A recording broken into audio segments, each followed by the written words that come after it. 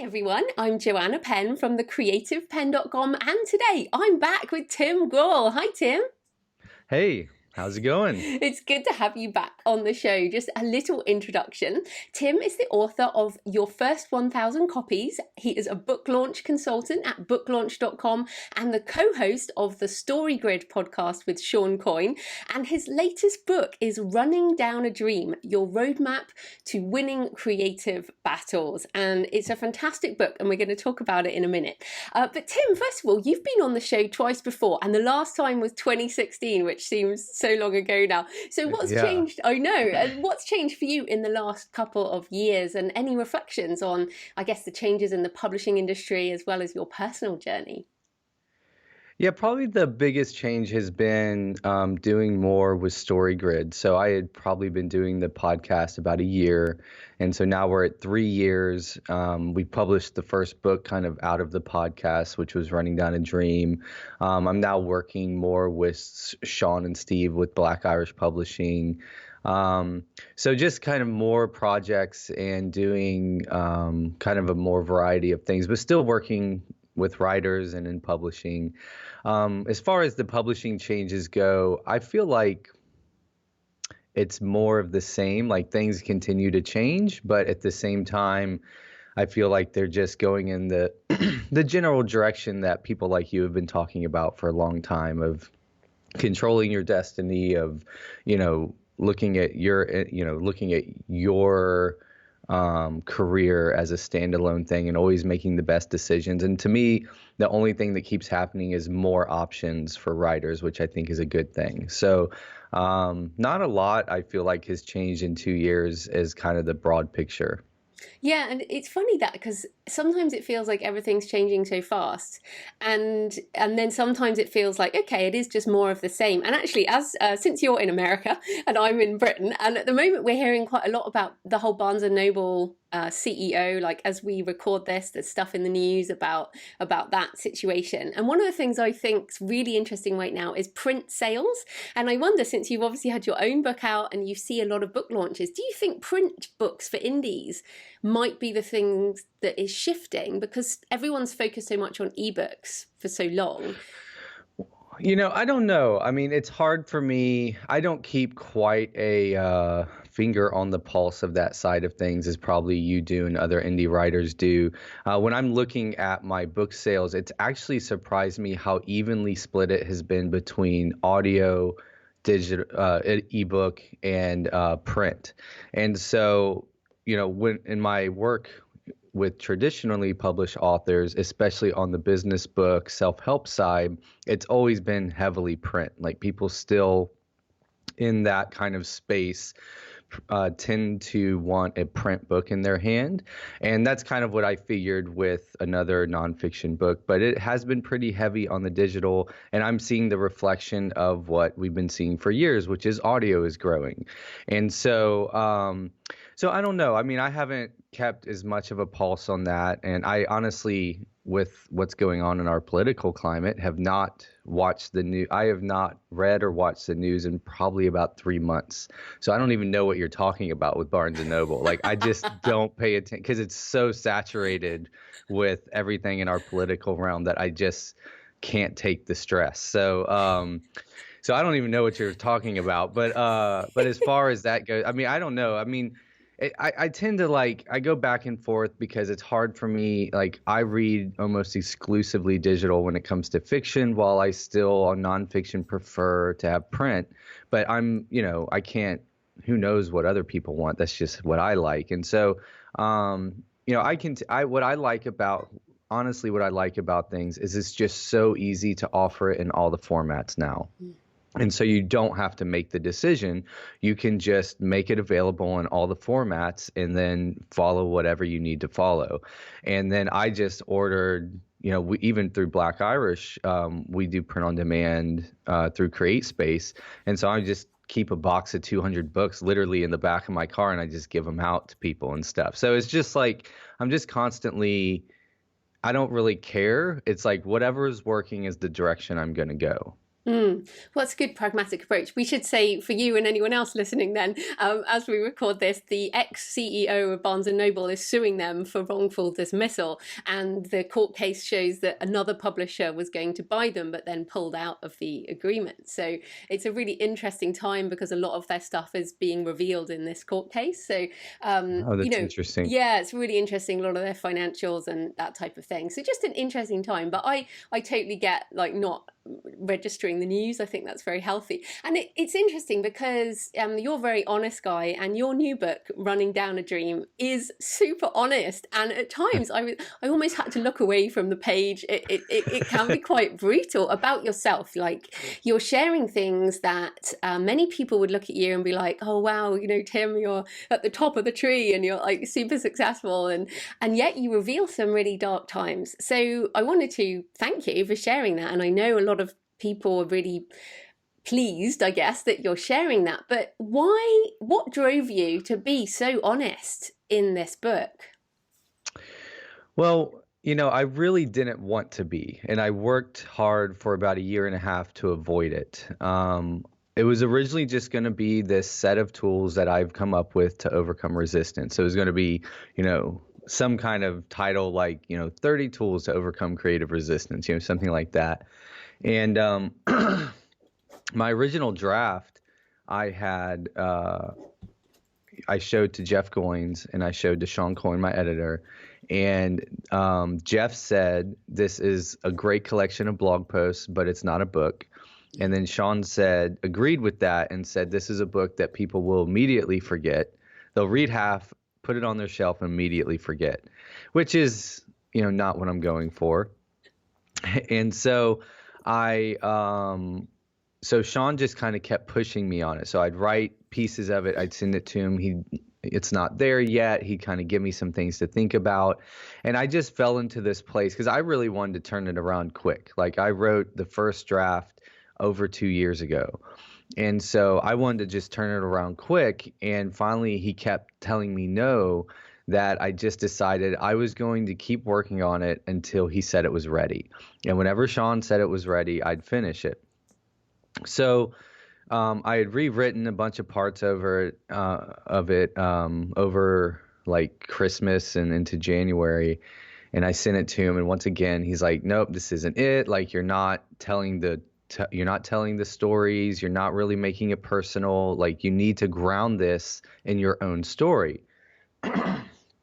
And so I kept trying to be, because my first two books are about book marketing. It's kind of this like guru on the hill guy, right? I went out and learned all this stuff, and now I'm going to pass down what I've learned to you, which is fine. Like, that's most books, and that's what I learn a lot from.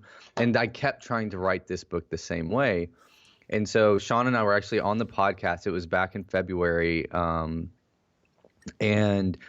we were, he kept kind of pushing me, and I was trying to open the book with the story of when I quit my job to work for myself, because that story makes me look good. Like, here I am, like, feeling good, and I've like planned and I built this thing, and I'm going to go like quit my job and start out on my own. And then I told him the story of about 6 months later, when I ran out of money and had to ask my parents to send me a check so that I could pay my mortgage, pay my house payment that month. And I just started talking about how I didn't feel good enough, and I didn't feel like I could do this, and I felt broken. And it was the only time on the podcast that I broke down crying. Like, I wasn't like sobbing, but like I'm like choking up and struggling to talk. And like Shawn started laughing, and he goes, I think what he said is, "I think you found your book." And so what I ended up doing is realizing that this book is not about me being the guru on the hill. It's about me touring my ruins and bringing people along for what it really takes to run down a dream. Because what I've realized for myself and working with so many people is nobody gets away with it. Nobody gets an easy path. Even if the first thing they do takes off and it's successful, they still have a long road ahead of them. And so it became really important for me to tell the truth, my truth, about what this looks like and the kind of things that it took to get to the places that I wanted to be. And so it really it's one of those, Joanna, it's one of those things where it just it was just the book. Like I've never really experienced it before, but it was like I Mm. just knew this was the book. And if I wrote anything else, it wouldn't be telling, Stephen King talks about it, wouldn't be telling the truth. And so every morning I would drop my kids off at work because I do my writing right when I get to my office. I drop my kids off at work, and on the drive back to my office, about 20 minutes, I'd start thinking about, okay, what painful story am I going to tell today? And I was going, some of the stuff in the book I had not even thought about for years. I had good friends that were friends with me during the time of the book that read the book, and they're like, dude, I didn't even know this was going on. I'm like, well, yeah, these aren't the things you're like, woo, this is awesome. Let me tell you about, when my wife couldn't afford, had to leave the grocery store because we didn't have enough money for groceries. Those aren't the things you share. But it was like all these things, all these like little nuggets of how to overcome creative resistance. I learned through something painful. And so it was the same book, right? It's a set of tools of how to overcome creative resistance, but it's wrapped in the true story of how I found those tools. Yeah, I definitely agree with you. And it's so funny because I also this year I wrote how to write nonfiction, and it was meant to be a really quick book that was like, here's how to do a nonfiction book. And then I bored myself stupid with the book and just went, I'm not publishing this. It's awful. And then I realized what was missing, like you, was the heart, was Yeah. the heart of the story. And then I went back to my journals and found what the moment when nonfiction changed my life, and added in a whole load of heart. And that's basically what you've done. You've taken your tools, as you say, and added your heart, and that's what people remember. It's so funny, right? Yeah. They are like, Yeah. I'm like 30 tools. Wow, I think I can remember like one or two of them, but I can Yeah. remember your stories in the book, which is so amazing. But I have got to ask you then, because it's a very difficult line between sharing your heart in order to help others and writing for therapy. Yeah, it's interesting. I had this conversation. So in the book, I talk about this woman, Jill, who helped me with a lot of stuff. And so we haven't talked in a while. And so actually the book coming out kind of precipitated us getting back on the phone, and we are talking. And I was telling her about a bunch of stuff I'm going through and working out with my own like spirituality and religion and all this kind of stuff. And I was talking about how like I could see me being able to write about this in like 5 years, at least 5 years. And I said, I just feel like it's weird. Like, why do I have to wait so long to write about this stuff? And she's like, because you want to be an author. You don't want to be somebody who is working out their shit on the page. And so what I felt like was, you know, the book has an arc to it, right? And I felt, to the best of my ability, I had a surprising but inevitable end. But that end came, like I figured that out a couple years ago, and it was just I had come full circle, So the stuff that I was writing about that was really hard, I had also dealt with. So I don't feel like I was doing therapy on the page because I have done plenty of therapy. But for me, it is, have I come to a conclusion on what I'm trying to talk about? Have I come to a natural end where I feel like I know what I'm trying to say? Where I've read some of those books, some memoirish books where people are just kind of like, they're trying to work through their issues on the page. And I feel like most of the time at the end of those books, there's no real conclusion. There's just kind of like, and it's still awful. And so I just tried, for me, it's like, okay, this isn't, I really wanted to write this book to help people that have been in the places that I've been. And the only way I think I can help them is I think I figured out a few things through all of that pain and process that can help them. So I don't know. I mean, for me, it's just this kind of natural break of like, I know when I'm ready and I know when I'm not ready. And for me, it was just like I knew what I was trying to say. Like there's a lesson in the book that I hope everybody gets, and it's at the end of the book. And you can see where I was leading to that through the entire book. So I don't know. I mean, I'm sure it's one of those things that are different for different writers. But I didn't feel like, I mean, the other thing is I wasn't looking for affirmation. Like, I don't need anybody to agree with the book. You know what I Mm. mean? Like, I don't care whether you agree with the book. I mean, it's my story. It's hard to like argue with it, although I've gotten plenty emails about it. But it's like, I felt like I have something to say and I'm going to say it and I'm going to use my story to say it. And this is what I think Steve Pressfield does so well, is all of his books are all his personal stories, but like he's saying something, right? So it's not just like I'm going to share with you a bunch of pain so that you'll go on this journey with me. It's from the beginning of the book. He's got something he's trying to say and he's just using his stories to say the thing. Mm. That's probably the best way that I could put it. Yeah, and I totally agree with you. And it's so funny because I have a book, obviously, on the successful author mindset, and again, share my stories in there. And I feel that there's another book I want to write about the shadow, and I'm not ready to write that either. It's like you say, Mm. I've been wanting to write it for several years, but there's no way I'm ready. And I think it might take, I don't know how long, it might take the rest of my life actually to learn the Well, and shadow enough, I you think know. that's a maturity. I mean, that's a maturity thing of just like, Stephen King talked about. So one of my favorite Stephen King books is 11/22/63. One of my favorite books of all time. I mean, I got to the end of that book. I literally like, so I'm reading on my Kindle, and like I shut the Kindle and I set it down and I sit there for about 5 seconds and then I just bawled like a baby, just sat there bawling. Like I was in a hotel room in Las Vegas. I'm sure lots of people cry alone in Las Vegas, but like it was just this, like it just broke me. Anyway, I was listening or reading something about an interview with him, and he had the idea for the book like in the 70s. And he felt like he wasn't ready as a writer. He felt like the country wasn't ready to revisit, JFK's assassination. And so he like shelved it until he was ready to write it, whatever, 30 years later or more. Mm. And to me, that's a mark of a mature writer, of like, I know when I'm ready to write something. I know when I'm not ready to write something. And I think there's too many people. I mean, we could go on a rabbit trail about too many people that are pretending to be experts that haven't worked out. What my wife keeps telling me about this spirituality stuff is, she's like, you have not lived it long enough to test it. Like, what if what you saying is not true? Like, just because you believe it today, are you still going to believe it in 2 years or in 5 years? But you put it in a book and that moment in time is locked. Mm. And so she's like, you have to be ready. You have to like let it stand the test of time long enough that that you've worked out your issues and you actually know what you're trying to say.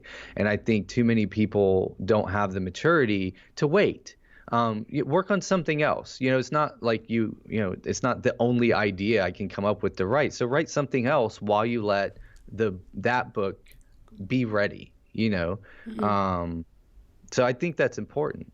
Yeah, I totally agree with you. And there are a lot of fantastic stories in the book that are really useful, but you also do have practical tools. So I want us to kind of maybe pick one that has come, like a lot of people have said, like this was really helpful. What would be sort of one of your more practical tools that people can learn as well? The one that I've gotten the most feedback on, which is surprising to me because it's the one, that you've been doing this long enough where you're like, I've been saying this for 10 years and people are still interested in hearing me talk about this. How is this possible? But probably the most feedback I've gotten is the section on systems, of systematizing Mm. things. And so, what I am always trying to do is anything I'm doing more than it kind of, if I back up and look at it, basically anything that is not all that important to me, I try to systematize, right? So you can't systematize your writing. You can't systematize, date night, with your spouse. You can't systematize the rides in the car with your kids having conversations, but you can systematize what you wear, what you eat, how you set your calendar, like how you get to work every day, like getting your car worked on, like anything that is not your work or important to you, try to figure out a way to just systematize it. And all a system is doing the same thing over and over to get predictable results, right? So the simplest version of a system is like, if you walk in my front door on the right, we've moved like 6 times, and it's the same silver dish that we move to every house. It's right inside the door, and as soon as I walk in the door, I drop my keys in there. And I'm sure most people have that. They either keep them in their purse or on a hook inside the door. And the reason we do that is so the next morning when we're leaving the house, we don't look for our keys because we know where they are, right? So we do the same thing over and over to get predictable results. And all I'm saying is apply that to every area of your life that you possibly can. Do it the same way every time. Do things at the same time every time. If something takes more than 5 steps, turn it into a checklist, right? When I edit the podcast or get it ready for the editor, there's like 30 steps. They're in a checklist in Evernote. When I set up a new webinar, there's probably 50 steps. They're all in a checklist in Evernote. And I literally, every single time I do one, I open it up and I go through every single thing because I don't have to remember it. I don't have to think about it. I just follow the steps. And so I go deeper into it in the book, but like that to me is the thing that helps me get more done in less time, right? So I'm a writer, and then I run my own business, and I'm partners in 2 other businesses, and I only work about 30 hours a week, right? So it's like at some point something's got to give. And so the thing that gives is like I systematize everything and try to turn things into things that I don't have to do over and over and over and over. Mm-hmm. So and I think a lot of creative people, if they got better at systematizing the non-important things in their life, it would give their mind so much more space to be creative, because they wouldn't be worrying about so many things that they don't, once you systematize it, you don't worry about it anymore. I think that the reason people like to hear you talk about it, and this is the 3rd time you've been on this podcast, and I think we've talked about it 3 times, I still don't have a checklist for pretty much anything. I still rely on my brain to just remember. And it's so funny because I so hear you, and I know people listening are like, oh, he's so right. I just totally have to do that checklist thing. You just Joanna, it's like the amount of peace you feel, because like I never forget a step when it comes to editing my podcast. I never have to remember anything. I literally just do it the same way every single time. I think people resist it though, because there is this, talking about creative, everything creative, and you've talked about creative battles. Maybe one of the creative battles is I'm a creative, I just do stuff, versus organizing and the idea of a checklist. I was a management consultant, working in IT for 13 years, and to me, like things like spreadsheets and checklists and oh goodness, the software we used to do for like systems testing and things. Oh yeah. Yeah, just like that kills my soul. Yeah, I'm not saying go crazy. I don't use my in-depth software is Evernote, which is just fancy Word. And but like my thing is it allows me to be creative. I think that's the thing to remember, is that I don't care about the podcast. Like I just need it. I need it edited and off my plate. Like once I've recorded it, of course I care about the recording, but after that, it's just like, it's the thing that you just need checked off your list. Right. So, I don't care about there's nothing creative about it. It's literally just like processing files. And so, what I have just seen over and over is like the more that I systematize, the more that it frees me up to focus on the things that are important. And then the other thing is, when you get to a place that you can hire somebody, you have you just hand them all your checklists. So I hired a guy to help me set up my webinars and set up all this stuff. And I literally was just like, here's the video walkthrough and here's the checklist. And then I was done. I didn't have to show him how to do anything. It was all already done because I created the systems. So, Yeah, you got to do it. Just do one. Just pick one thing, Well, create one checklist. yeah, it's funny because I guess I do have something like that for my podcast because I have four other people who help me with it. So when there's Yeah. other people involved, I do that, but it's like our own process. But I think that's partly what I like about the book and about you as a person. Like you manage to combine the heart piece with the process piece, which I think is why, your business is successful. So I want us to come on to book launches because you have obviously recently launched your own book, Running Down a Yeah. Dream, and that's also your business is Yeah. book launches. But sometimes the business of doing book launches for other people can be different to doing your own, right? So so what has worked really well for this book launch? What have you been surprised about? What has changed, or what, is there anything you've been like, oh, okay, that's interesting, that I need to do more of that and less of that? Well, so overall, I kind of flubbed the launch, the immediate launch. And I have it's funny because I'm sitting here and I'm like, I have a great excuse, but I'm like, I always rolled my eyes when my client said the same stuff.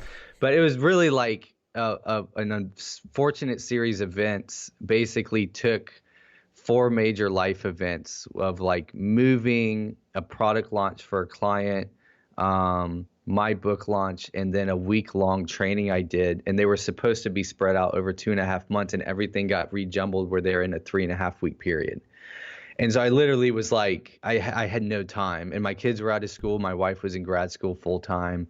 And so I did about 15% of what I would have liked to do for the immediate launch.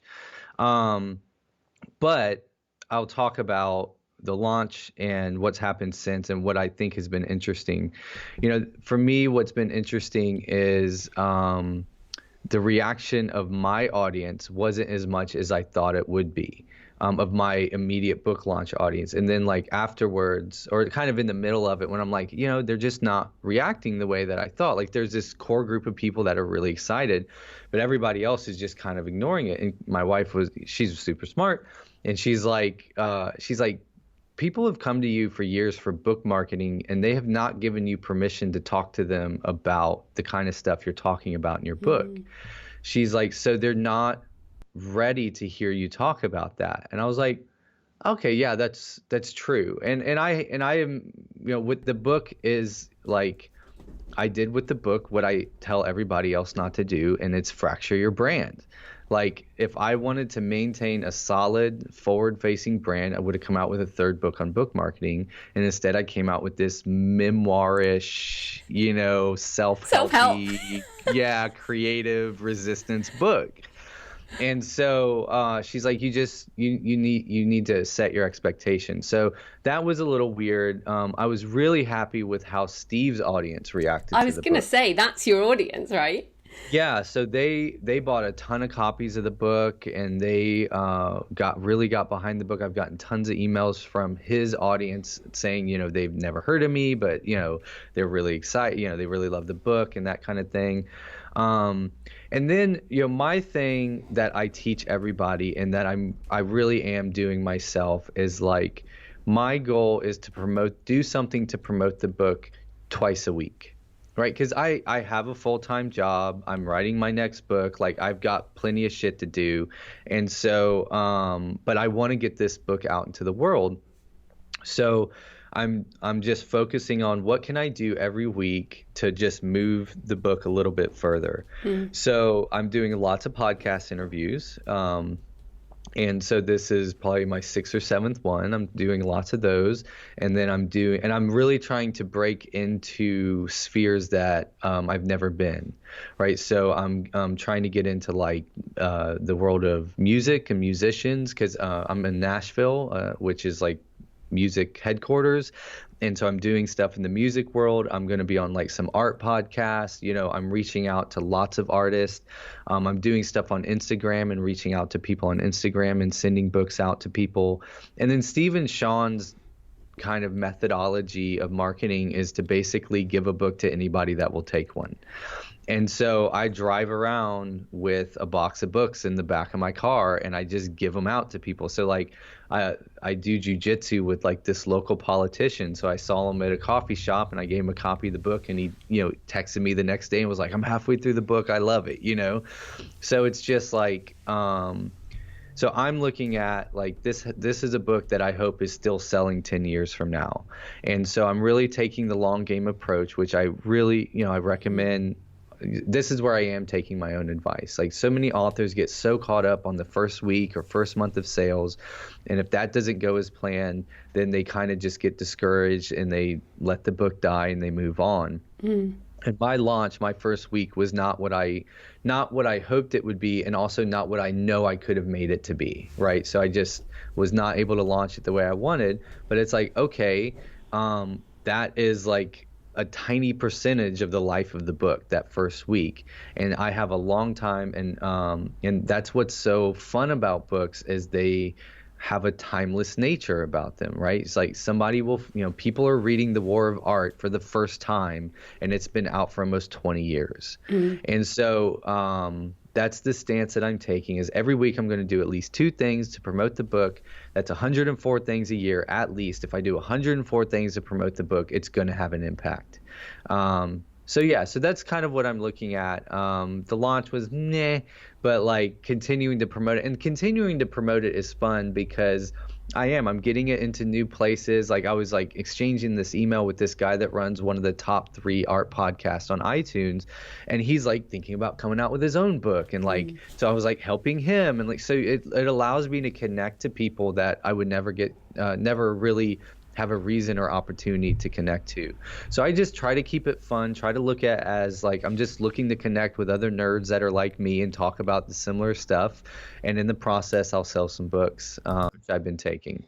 Yeah, and I think the good thing about having a book that is more mindset-y, creative-y, memoirish is that it does have that longevity. Whereas I'm sure you found, as I found with How to Market a Book, which is on its 3rd edition now, things that involve any kind of tools Yeah. go out of, tools as in like your book has tools, but they're more processes and stuff. Whereas if you Right, mention right. anything technical, things change and you have to Yeah. change stuff, right? I mean, who would have thought, like you mentioned CreateSpace earlier, whereas again, maybe you missed this, but CreateSpace is gone and it's now KDP Print. I mean, this is just now anything that mentions these things has to change. So it's like, Right. goodness me, what a pain in the neck. So I really like the way you combine those two, and that makes it have longevity. But you have helped a lot of people launch bestsellers in launch week, and you do have a process for book Hmm. launch, don't you? And Yeah. we're actually going to talk about it on a webinar, which is very exciting. Yeah. So tell us about what people can learn in the webinar, and then we'll give people a link. Yeah, so every launch that I look at, I always start with 2 questions. I'm trying to figure out what type of launch I'm running, and then I got to figure out what I'm going to do on that launch, what the checklist is. And so I've been, that's always whether I'm working with a client, whether, I'm answering emails or whatever. If you come to me and you're like, well, I've got this book coming out, like, what should I do to launch it? I'm like, okay, well, what type of launch are we running? Because there's 4 different types of launches. And then once we know what type of launch we're running, it helps us know what we should be doing and when we should be doing it.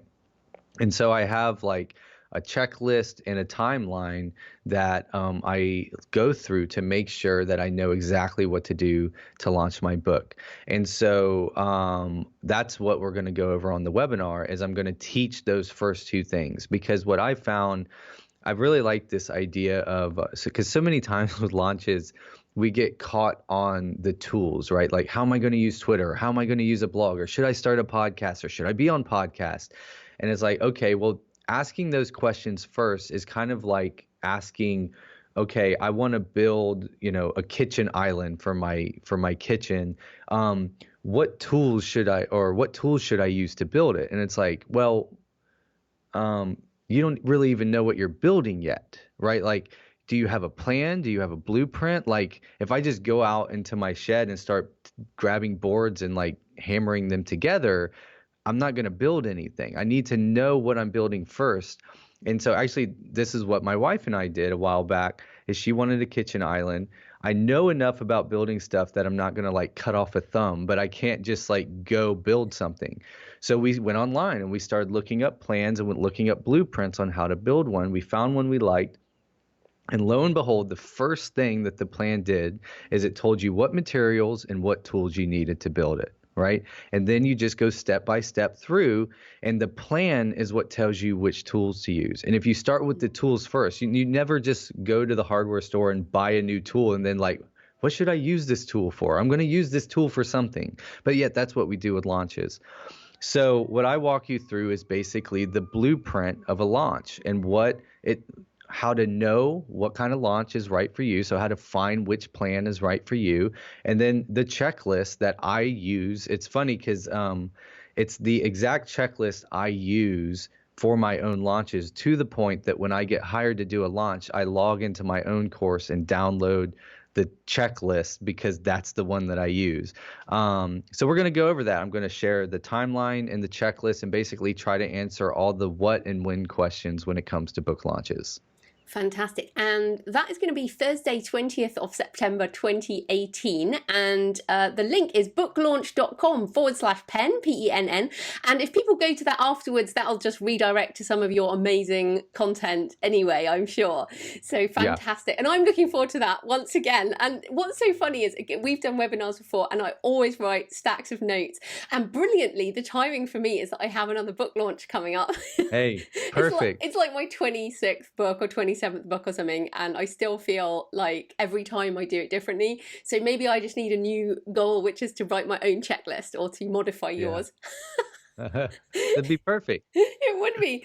Okay, so final question, because we're running out of time, but I want to just refer people to the Story Grid podcast, which you've been doing with Shawn Coyne for years now, right? Like three years. 3 years, yeah. So one of the things you began that show talking about your fiction project, and I've got to ask, what is the update on your fiction for anyone who doesn't listen to your show? And how is fiction very different to nonfiction / memoir? Well, first of all, it's so much harder to write. So glad you said that.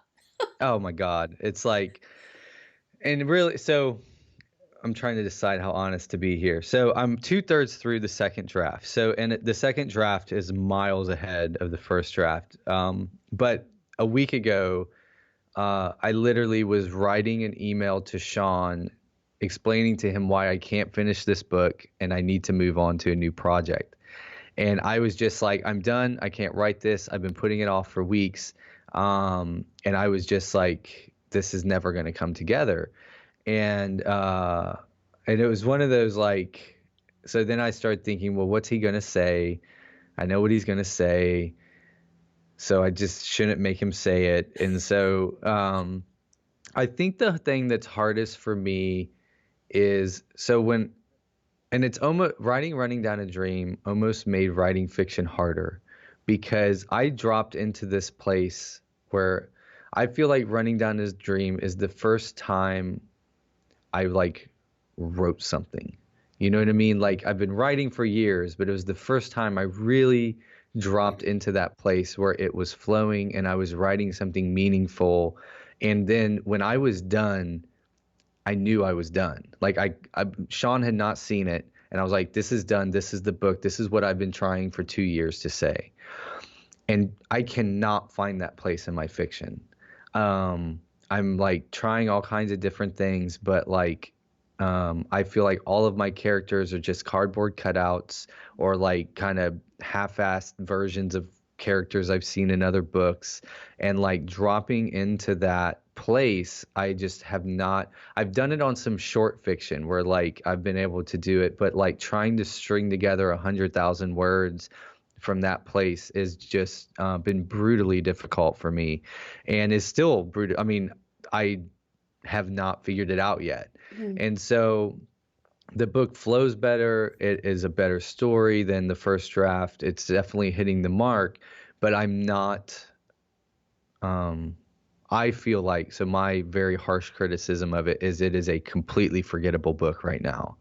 And so trying to figure out how to drop in that place with characters that I've made up is really hard for me to do.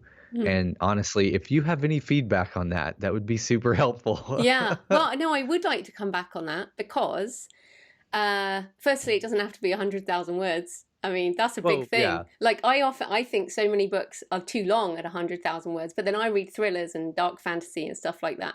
But then also, I think that, there's the quote that a novel is never finished, it's only abandoned. I can't remember who said that, but I did. I was talking Yeah. to somebody else, and I've written about it in my mindset, but creative dissatisfaction is what drives novelists to write the next book, which is why so many write, like, now you found your voice. I think you found your voice with Running Down a Dream, and I feel like I don't know whether you should abandon this book or try another one, but if you've now found your voice, you may find it easier in the future to dip down into that flow or whatever. But also, yeah, I don't know if I ever feel my books are finished. Like, there's never a point where I'm like, this is it, this is the end. And in fact, you talk about this in Running Down a Dream.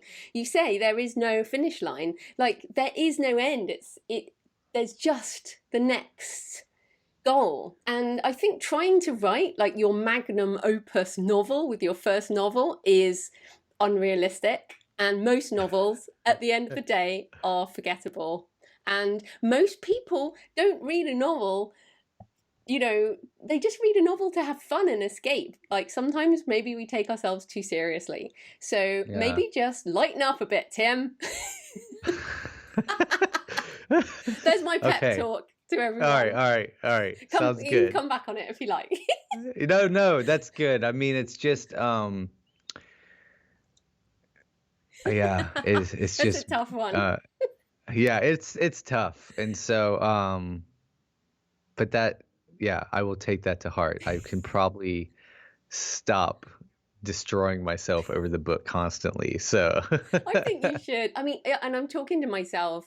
Like, I'm editing at the moment, Valley of Dry Bones, my next arcane thriller. And, last week I thought it was awful. Today I thought it was pretty good. I know it would just go back and forwards. I send it to my editor next week. And then I'm like, at the end of the day, it's just fun. Like, my readers want some more of these characters. They're having fun. I read thrillers to escape. If I can help someone yeah, escape for a couple of hours, then I've done my job, yeah, yeah. No, that's helpful. Yeah, good. Well, I hope at some point, I mean, I really enjoyed Running Down a Dream, and I hope at some point to read one of your novels. Maybe we'll Oh, just be yeah. friends for another, like, 5 years. No, oh my God, no. It has to end at some point. So, Yeah, well, you can always publish it under another name. uh, oh geez. Well, no, because I got the podcast. So like at some point we've got to finish something. That's the thing. It's tough. Yeah, Yeah. having a podcast means everyone's tracking what you're doing. But no, Yeah. I really appreciate your honesty, and I know it will help people listening, because I do think nonfiction / memoir self-help is very different to writing a novel. So Yeah. good to hear that. Not good to hear you're struggling, but I think No. I hear you. it's the truth. Okay, so just tell us where people can find you and everything you do online. Yeah, so I've kind of set up a new site for kind of to point to everything, the books and everything else at runningdownadream.com. And then on the book marketing stuff, I have booklaunch.com. So those are kind of the two places to find me. Fantastic. All right, well, thanks so much for your time, Tim. That was great. Thanks, Joanna.